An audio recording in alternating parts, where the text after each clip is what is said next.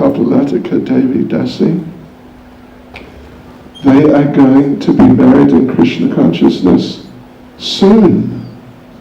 How soon? Friday. Okay. How nice. Congratulations in advance. And what are we doing? We're sort of focusing on that today. But also serving Bhagavatam, serving the devotees, and a verse on the cows. Serving the Bhagavatam, serving the devotees, and the cows. Yeah, we wanted to do some Goseva. Instead of that, we chose a verse for you, Maharaj, speaking about Krishna's cows. Oh yes. Yes, a verse was chosen talking about Krishna's cows. Very beautiful verse.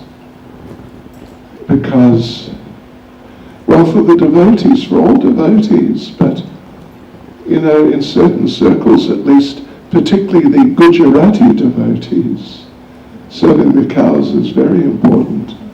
But just for all the devotees, actually, it's really important to serve the cows.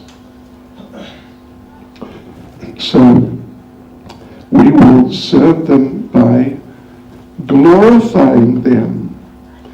And to begin, shall we sing Jai Radha Madhava? He says, yes, yes. Okay, let us.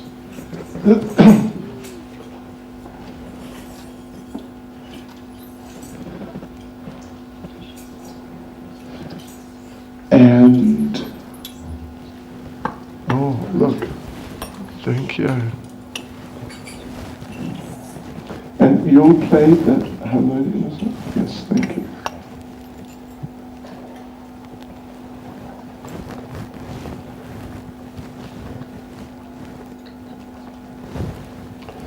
This was serving the cows is really nice, and like I said, for all the devotees from just anywhere and everywhere, the cows are very important. It's a really important part of the whole culture of Krishna consciousness.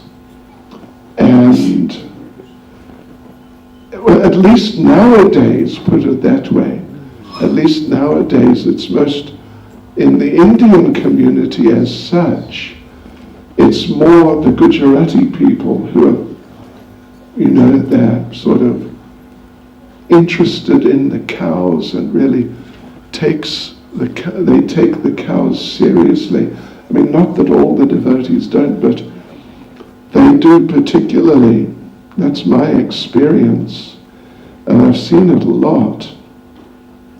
And so, Mukundangri Prabhu and Kalpalatika, who is Gujarati, they are going to be married on Friday. And Krishna, Lord Krishna, was an adopted Gujarati. Yeah. He was a UP Walla first. It was all a bit mundane. Well, not really. Yeah, but then he moved to Dwarka due to different circumstances, if you know the story.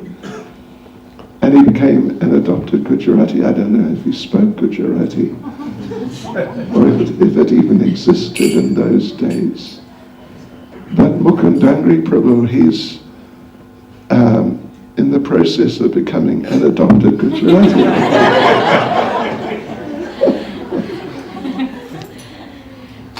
Yeah.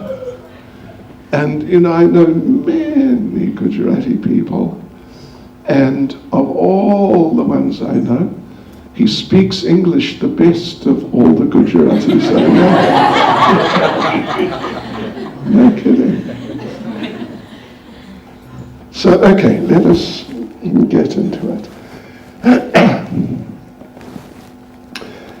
Jai Radha Madhava Kunja Bihare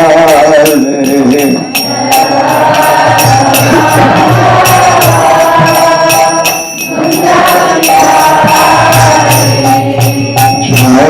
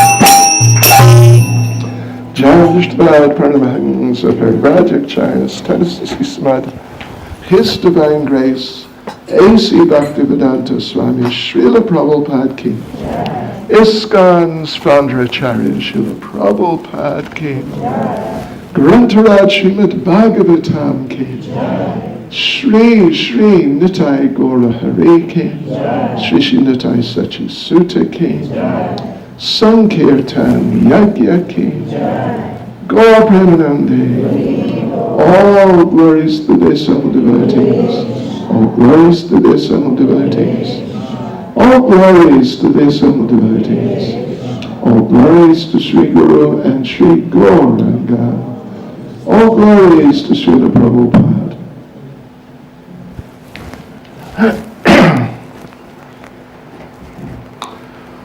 Om Namo Bhagavate Vasudevaya. Om Namo Bhagavate Vasudevaya. Om Namo Bhagavate Vasudevaya.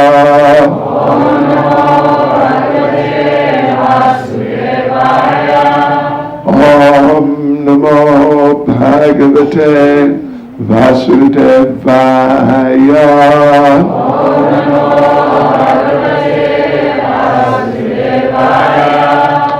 So yes, our devotees have chosen a particular verse from Srimad Bhagavatam for this occasion, where we're praying for mercy, really praying for some kindness, the grace of the Supreme Personality of Godhead, Lord Sri Krishna. And we're doing that by acknowledging, focusing on, and worshipping his very, very dear cows. So this verse we're going to read is Srimad Bhagavatam, Canto 10, Chapter 21, titled, The Gopis Glorified the Song of Krishna's Flute. And this is verse 13.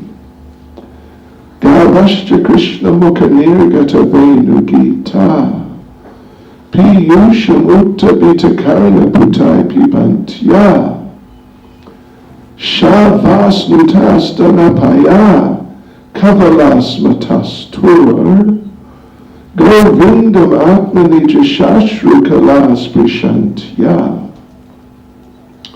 The translation: using their upraised ears as vessels, the cows are drinking the nectar of the flute song flowing out of Krishna's mouth.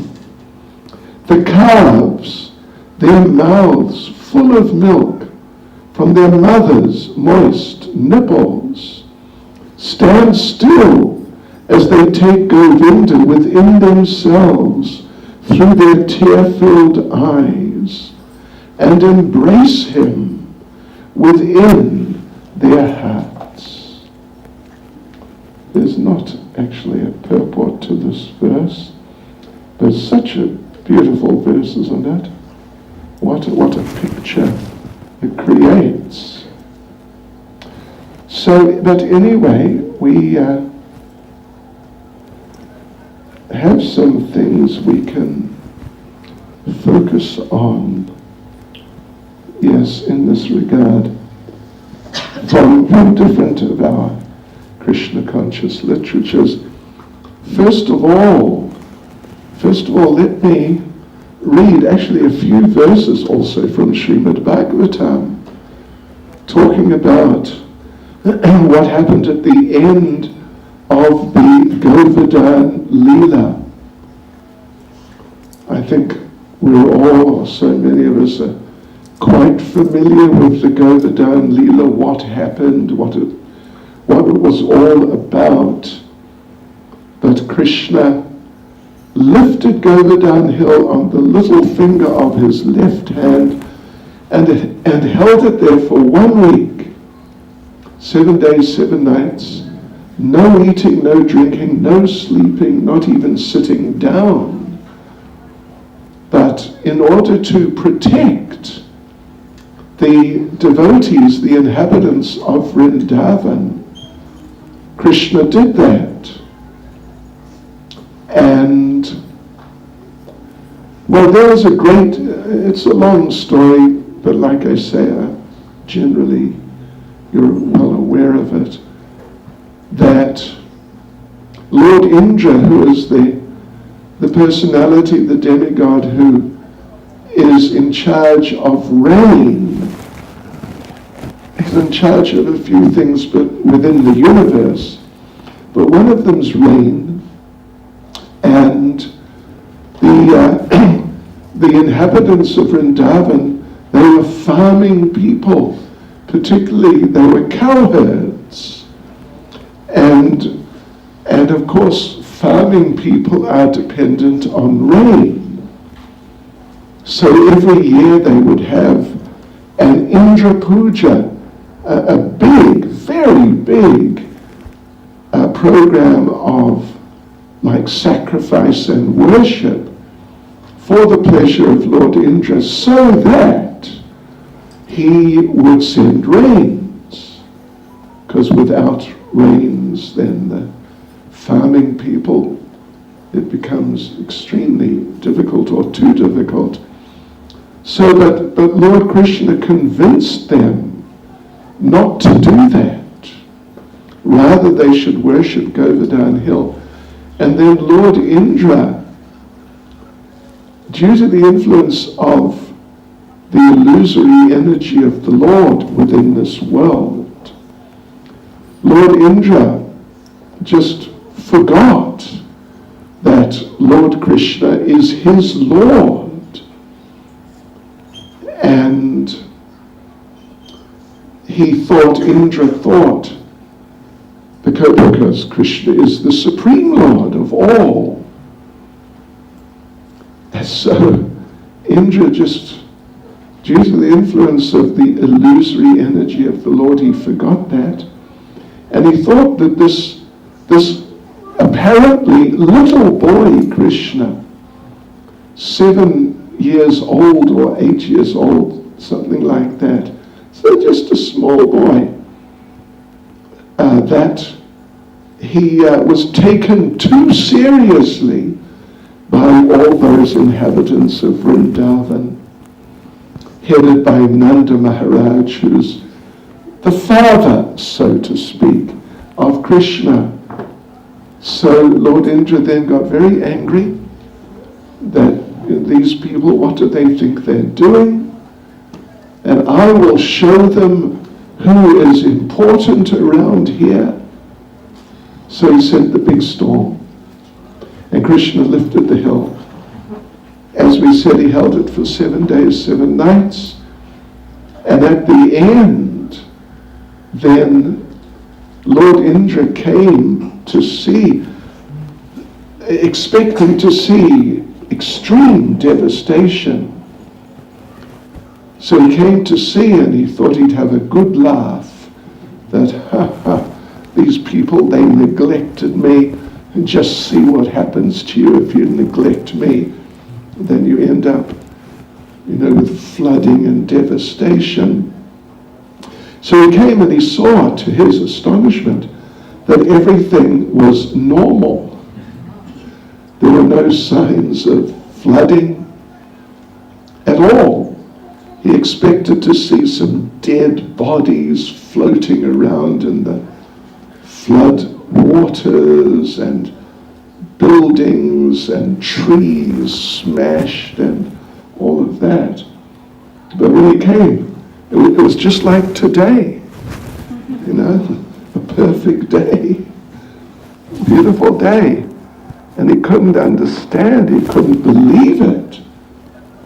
How could this happen? Because he had sent this massive, gigantic storm, which generally is sufficient to destroy the universe at the time of universal devastation, let alone a small area like the Vrindavan area. So he was just completely amazed. And then he understood that actually, because he had heard the Brijbasis were glorifying Krishna as God, as the Supreme Lord. And he thought that, this little boy, the Supreme Lord, it's ridiculous. So yeah, I'll teach them who's supreme around here. But this is what happened. And then he realized, whoops, made a mistake. What a mistake to make, because he wanted to destroy the place and then kill them and kill the cows and just kill all the animals and the people and just destroy everything. But here he sees everything is just fine, no problems at all. So he realized he'd made just a horrible mistake. And I think we've all made a few mistakes before, haven't we? Have you ever made a mistake? You have? 1, 2, something. We've all made a mistake or two. And even in front of others, and embarrassed ourselves. Yeah, and you know how it feels? It just feels bad. And, extremely chastening and humiliating. But what if, I hesitate to put it this way, but it's what the situation was. What if you tried to kill someone? I will not ask if any of you have done that. But what if you did? Because that's what he did. And not just one person. And then you found out, whoops, wrong person. Or something like that. How would you feel? So he became suicidal, actually. But then at the end, when Krishna put the storm finished, everyone came out from under the hill. Krishna put the hill down, and then all the Brijbasis, they gathered around to glorify him and express their appreciation. But then what happened was, and it's described also in the same 10th canto of Srimad Bhagavatam, that was chapter 21, we read the verse from. This is now chapter 27, that then the cows came, headed by the Surabi cow, who's like, higher level cow, you could say, very higher level cow. She talks. So Surabi came, and prior to that, Indra had been like the sort of, what would you say, presiding deity, or, the one of the demigods who's overseeing the cows. Yeah. But now he tried to kill them all. So Surabi and the cows approached Krishna, and they asked, will you please now become our Indra? Will you become our master? So let me read these verses here. They're very nice. I'll just read the translations. So Mother Surabi, along with her progeny, the cows, then offered her obeisances to Lord Krishna, respectfully requesting his attention. The gentle lady addressed the Supreme Personality of Godhead, who was present before her as a cowherd boy. So she's described, as we read, as a gentle lady, because the cows generally, of course it's Kali Yuga now, and the cows are abused very severely, really very severely. So they're not always as gentle sometimes you get cows who, they're sort of like agitated and disturbed. But if you get to know cows, many years ago in Cato Ridge, we had some cows, and we would go and see them every day and talk to them, and they were really nice. They were just really nice. And many times I'd go down there and I'm sort of mixing with the cows, and then I feel a push from behind, a push, and another push. And I turned around, and it was one of the cows, whose name was Shamsundari. She was black, and she would come and push in the back when she wanted us to rub her neck. Yeah. So then we'd rub her neck, and she'd stretch her head out like that, and she would really love it. So yeah, gentle, very nice animals. Nowadays, of course, the dogs are more popular than the cows. But dogs, I mean, yeah, if you get to know them, they will become gentle with you. But otherwise, they're not so well known for being gentle, just like in general. Our devotees in Chatsworth, I mean, they still do to some degree, but they would go out and distribute books door to door around Chatsworth. But they renamed it from door to door book distribution, they renamed it dog to dog book distribution. And the dogs, what do? They come and bark at you. You may mean no harm at all. You may just be walking along the street and minding your own business, but they come and bark at you. And yeah, and you may be a friend even coming to visit, and they may come and bark at you.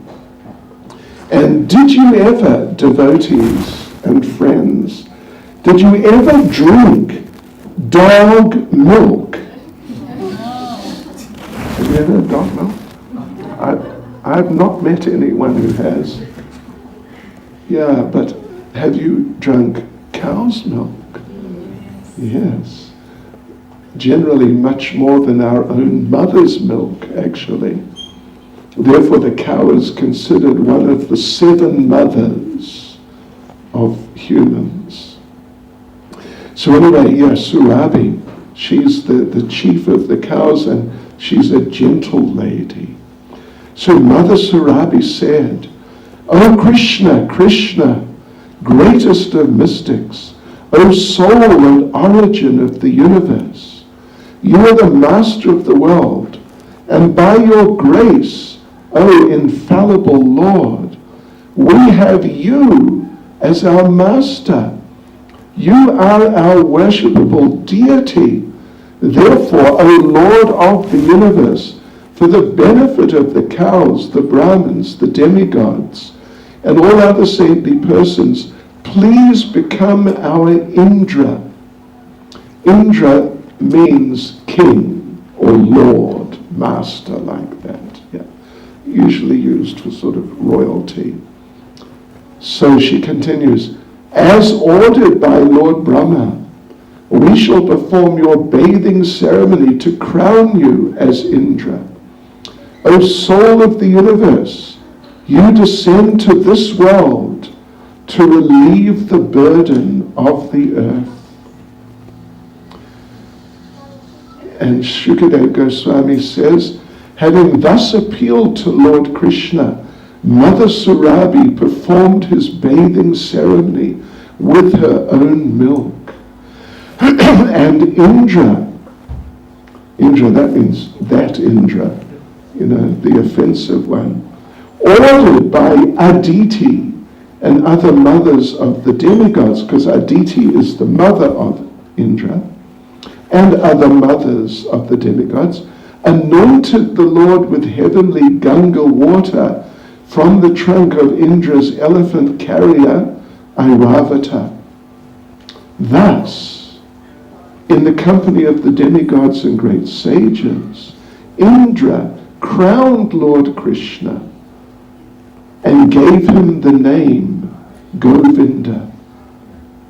That's the time and the place where Krishna received the name Govinda. Go indicates the cows, Govinda. And Inda is an abbreviation of Indra. So it means the master, the king, the lord of the cows. And the senses. The senses are also called go, but particularly in this context, it's the cows. So Indra agreed, yes. He got booted out of his position as the lord of the cows, the royal order of the boot, and he had to crown Krishna to take over his place. So, yes, now Srila Jiva Goswami, one of our great acharyas, he makes some comments on the sequence of verses.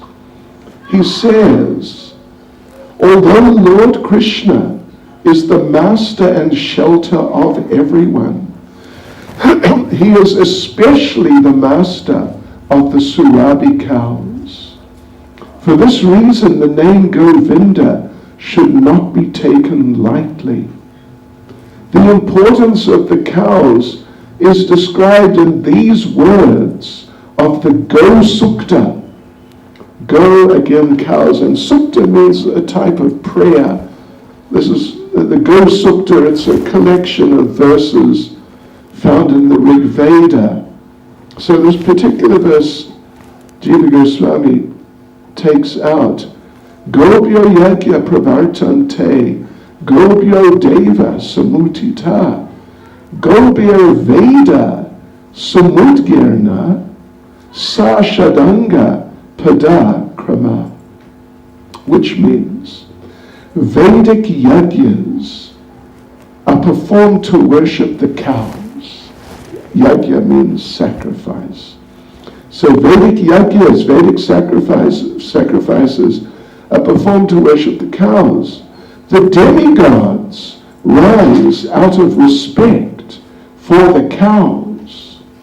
The 4 Vedas, the 6 Vedangas, and the Pada method of recitation are all manifested from the cows. Now, this is very deep, this is very profound, and it's coming from the Rig Veda, and it's being pointed out by Jiva Goswami. The 4 Vedas, the sort of most basic Vedic literatures, the 6 Vedangas, they're like corollaries supporting literatures. They've all come from the cows. It's amazing. So then he says, Lord Krishna is thus the master of the Surabhi cows, who are liberated souls, descended to this world from the Goloka Vrindavan planet in the spiritual sky. Now that's the Surabhi cows. They're higher level cows. But they're like the parents of the cows, the everyday, regular cows, yeah. So the cows are descended from the Surabhi cows, who are liberated souls, descended to this world from the kingdom of God. Yes, so the cows should not be underestimated, and Krishna as Govinda, the master of the cows, in that particular capacity, should not be underestimated. These things should be taken very seriously, and the cows should be offered at the very least respect. Well, say at the really extremely very least, they shouldn't be killed and eaten. That's like, barbaric to the point of, I don't know, it's hard to say, but it's definitely not on the human level. Yeah, so they should be respected and protected. Go Raksha. Go Raksha in Bhagavad Gita. Krishna talking about the Vaishyas, meaning the farming people, farming and business people, that sort of community. They should, one of their main duties is Go Raksha, protection of the cows. Yeah. And Prabhupada on numerous occasions, and not just Prabhupada, but in our circles, Prabhupada on numerous occasions, he said that one of the main reasons for the extreme deterioration of human society, like nowadays, one of the main reasons is the abuse of the cows. Yeah. And if the cows would not be abused any longer, then it would have a very sort of stabilizing and strengthening effect on human society throughout the world. Yeah. So these things should not be taken lightly at all. And for this reason, Jiva Goswami says, for this reason the name Govinda should not be taken lightly. And I want to tell you one little pastime of Krishna's. Some of you, I'm sure, will be familiar with it or have heard it before. Some of you may not be. But it's really nice. It's really very beautiful. When Krishna was a bit younger, when Krishna had turned 3, so he's really small, he just turned 3 on the Gopastami day, which was the second Astami in the last lunar month, just passed now, anyway, a few weeks ago. What was it? I forget. It was the Signa, anyway, whenever it was, the Gopastami. Astami means 8th day of the moon, going up or coming down, or coming down or going up. So it was the second Astami when the moon is coming up to being full. Krishna, he just turned 3, because as you would know, his birthday, Krishnastami, Krishna Janmastami, is usually like August, September. And here we're talking about that day was in October. So Krishna just turned 3. Really small boy. But Krishna decided, really, he decided like that. I want to take out the cows. Yeah. And he told his parents, I want to take out the cows today. And his Mother Yashoda, being, a mother, very concerned about her little boy. And, old men, you must realize that your mother thinks you're a little boy. Doesn't matter how old you are. Something like that. So Mother Yashoda said, you can't take out the cows. You're like 3 years old, whatever it is, something like that. And the cows are big. So you can't take out the cows. You're too small, you're too young, and you just do everything wrong. But Krishna, he was really in one of those moods. So he said, Mata, I want to take out the cows. And his father, Nanda Maharaj, said, well, I think it's very nice, actually. Maybe it's a bit early, but it's very nice. So he was supportive. But Mother Yashoda, she was arguing against. And in the end, Krishna, there was some negotiation. Krishna is an expert negotiator. Maybe we should read Bhagavad Gita. That's Krishna negotiating with Arjuna and winning. But there was some negotiation, and it was agreed, all right, you can take out the calves, the baby ones. Yeah, you can take them out. So Krishna got ready to go out, and his friends gathered. But then all the village people, all the adults, just the whole village gathered. And they decided to make a festival of it. Because Krishna now, he's taking up the family profession, you could say. Yeah, because they're cowherds. So they had a festival. And Krishna was given many types of gifts, particularly to help with herding the calves.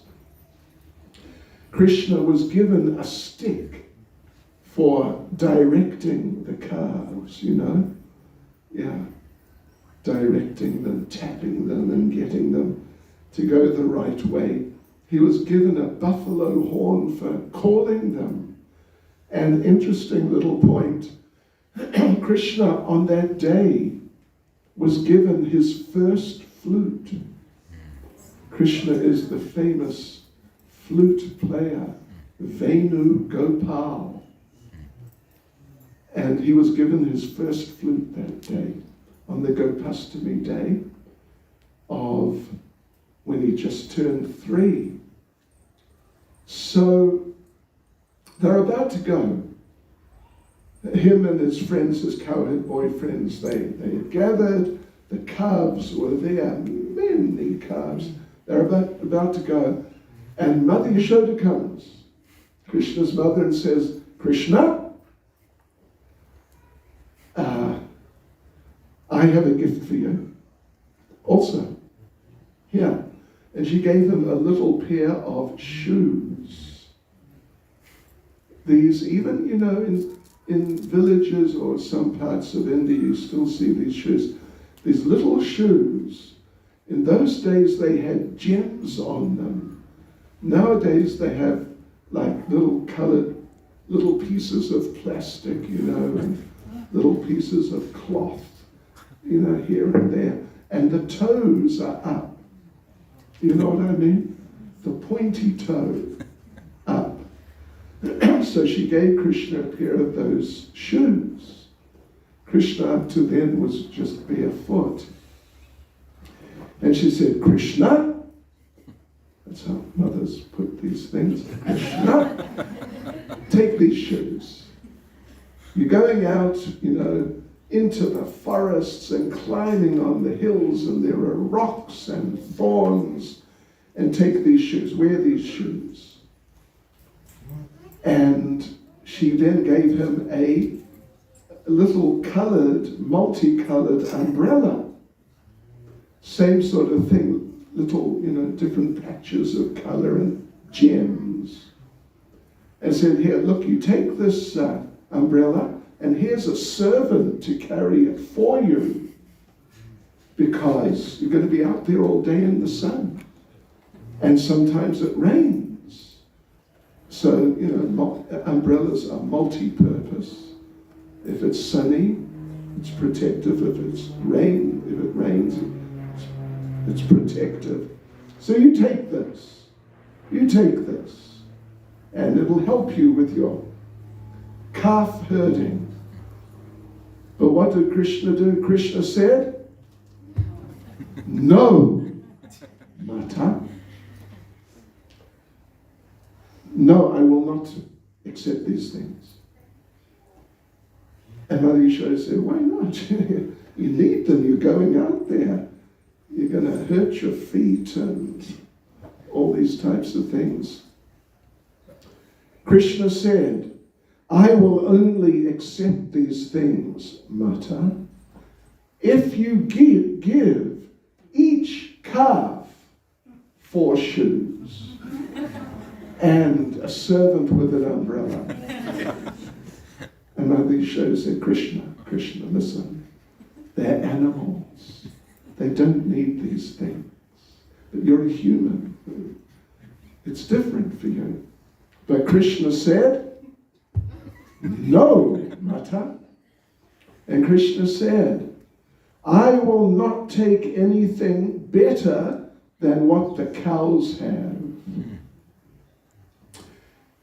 And Krishna spoke a little sutra, just a little phrase, like a one-liner. Krishna said, Dharmo rakshati rakshataha, which means Dharmo means dharma, like religion, or even more religion, like the fundamental basis of one's life. Dharma rakshati means he or she or it who protects. Rakshati means, raksha means to protect. So dharma rakshati rakshataha, one who protects dharma becomes protected by that same dharma.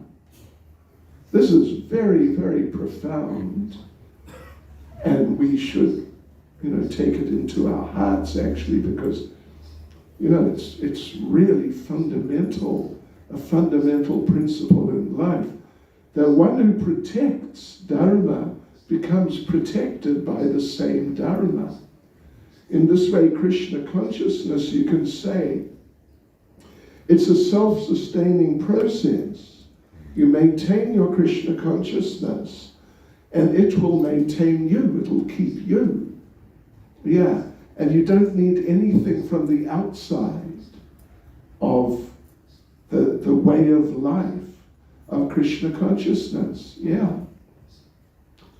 Don't mind me saying it, but, even I'm sort of an example, like I said, don't mind me saying it, because I retired. Look at me, you can see I'm not a young man, I'm an elderly man. Many people die before they reach my age. But I retired when I was 21. Officially, unofficially, whatever you like. I stopped working when I was 21, and I haven't worked since. And look at me, I'm still alive. Yeah, I haven't died of starvation yet. And, as we do say sometimes, in Krishna consciousness, the problem is not that we may die of starvation. The problem is there's too much prasadam. We've got to watch our weight. Seriously, actually. Really. So, yeah. It's interesting. So, yes, if we maintain, for devotees, if we take dharma to mean Krishna consciousness, which is a perfectly good application of the term, if we protect our Krishna consciousness and keep it in order, it will protect us. And we will be happy and, free from anxiety and free from the usual difficulties of life and, even like financial problems and political problems and all that. Dharma rakshati rakshataha. If we protect our Krishna consciousness, if we maintain our Krishna consciousness. Yeah, Krishna, ultimately what it means is Krishna will look after us. Krishna looks after his devotees. So therefore, Krishna, devotees and friends, he didn't take the shoes. And he didn't take the umbrella. He left them at home with his mother.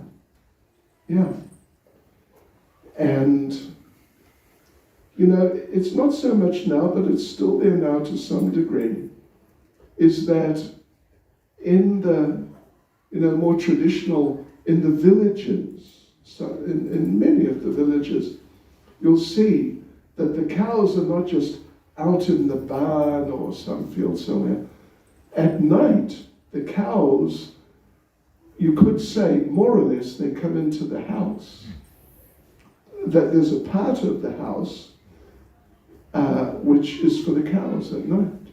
Yeah, I've seen it in so many houses in different parts of India.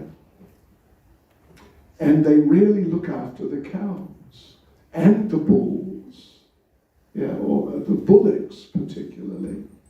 They really look after them. And they really treat them, you know, practically like people, you know, like friends, like part of the family situation. So, yeah, so that little pastime shows it very nicely. It's described briefly in Jiva Goswami's Gopal Champu. So these are some thoughts on the subject, but to take it a step further, I thought I could read a few verses from scripture which talk about these things, talk about how we should look after the cows and relate with the cows and, you know, how good the cows are for us. Listen to these here for a few minutes. Let's see. Well, famous verse. I offer, well, how about Namo Brahmanya Devaya, Go Brahmana Vitayacha, Jagatitaya Krishnaya, Govindaya Namo Namaha.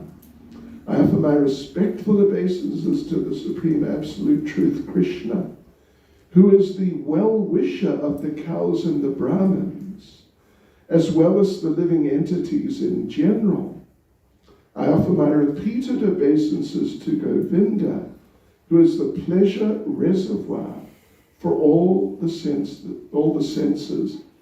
Srila Prabhupada, in commenting on that verse, Srila Prabhupada makes the point that in the verse, just the way the words are there, the structure of the verse, the first line says, Namo Brahmanya Devaya.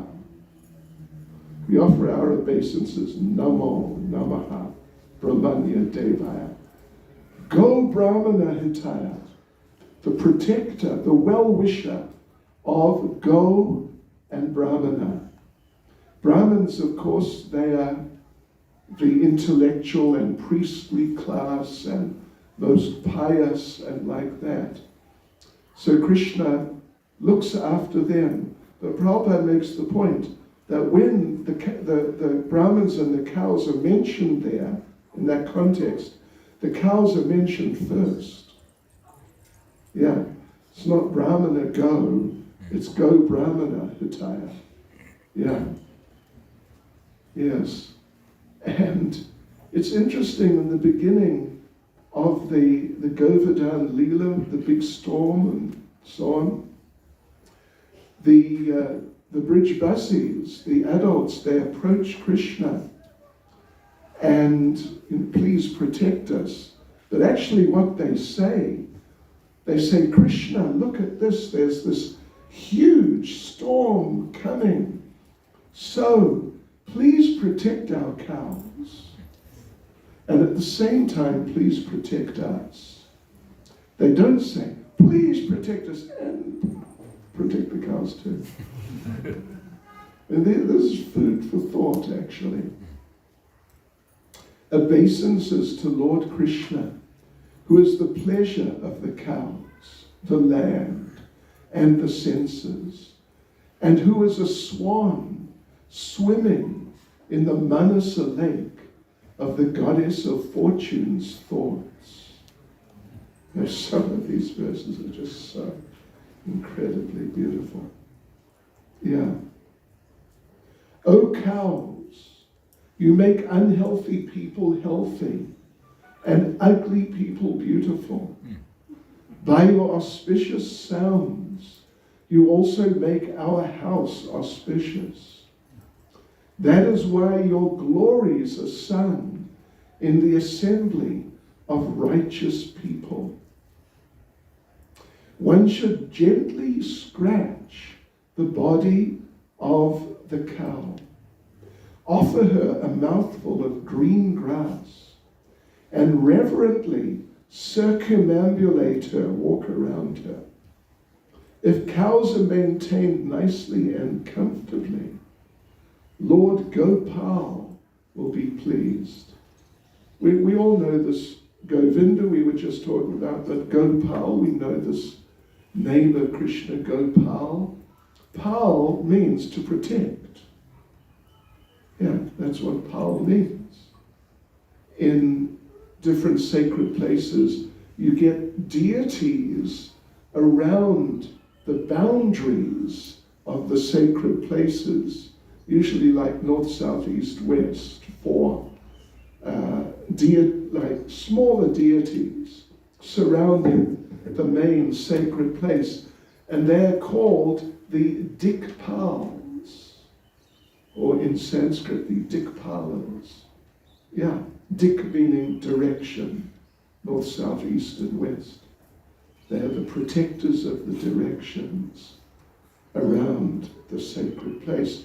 So Krishna's Gopal, the protector of the cows. Okay, let's see, another couple.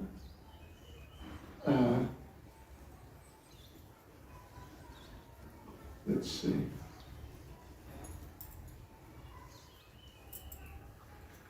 May the cow come to our house and benefit us. May she happily stay in our cowshed and surcharge the whole atmosphere with her beautiful sounds. May the cow give us her milk early in the morning to be used for the worship of the Almighty Super Soul. Yes. Okay, last one. O cows, may you have many calves. May you get sufficient food, and may you drink pure water from a lake.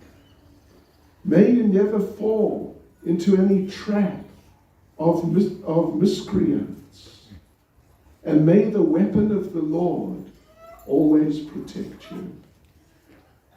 So anyway, there's many of these verses that are compiled from different scriptures. Nice verses. So today what are we doing? You could say we are invoking auspiciousness. That's the way to put it. Yes, we're invoking auspiciousness for Mukundangri Prabhu and Kalpalatika Devi Dasi, and we pray all will go extremely well, really well. And by the mercy of the cows, it definitely will. So there you go, devotees. Hare Krishna. Srila Prabhupada ki jai.